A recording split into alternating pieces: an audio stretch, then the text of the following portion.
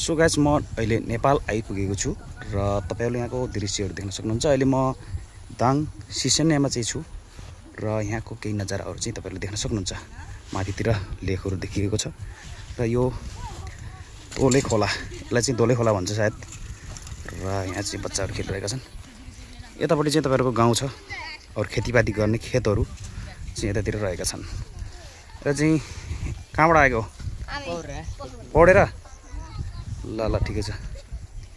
र त्यहाँ चाहिँ मेन हाम्रो चाहिँ बाटो रहेको छ पूर्व पश्चिम जाने चाहिँ पूर्व पश्चिम राजमार्ग महेन्द्र राजमार्ग के भन्छ यसलाई चाहिँ, त्यो बाटो चाहिँ रहेको छ। र उतातिर केही दृश्य देख्न सक्नुहुन्छ। यो दाङको है, दाङ सिसन्या, धेरैजनाले चिन्नुहुन्छ होला। र अहिले चाहिँ हामी उता हाम्रो बजे हुनुहुन्छ, उहाँ चाहिँ जाँदैछौँ हामी भेट्नको लागि है। र पानी राम्रो बगिरहेको छ। यहाँ चाहिँ माछा पनि पाइन्छ धेरै।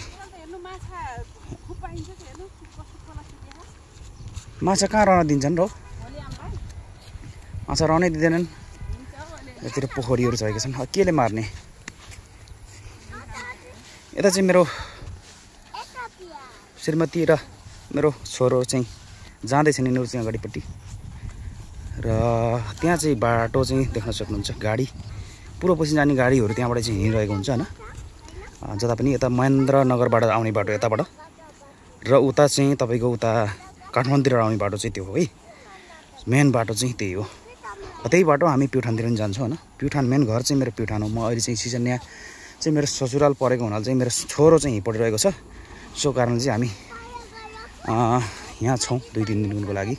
र यहाँका केही दृश्यहरू क्याप्चर गर्ने कोसिस गर्छौँ। यहाँको दृश्यहरू एकदमै राम्रो पनि छ। तपाईहरुले देख्न सक्नुहुन्छ उतातिर निकै नै सुन्दर पहाड देखिन्छ अगाडिपट्टि।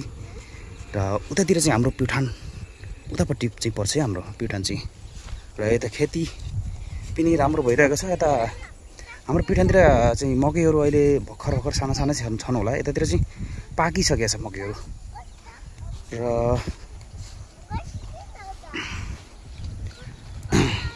चाहिँ माछा मार्नेहरूको भिड चाहिँ निकै नै देखिन्छ। तर आजभोलि चाहिँ खासै आएका छैनन्। यहाँ चाहिँ नै भने दिनहुँ यो खोलामा माछा मार्ने मान्छेहरू चाहिँ धेरै नै देख्ने गर्थेँ एक टाइममा मैले।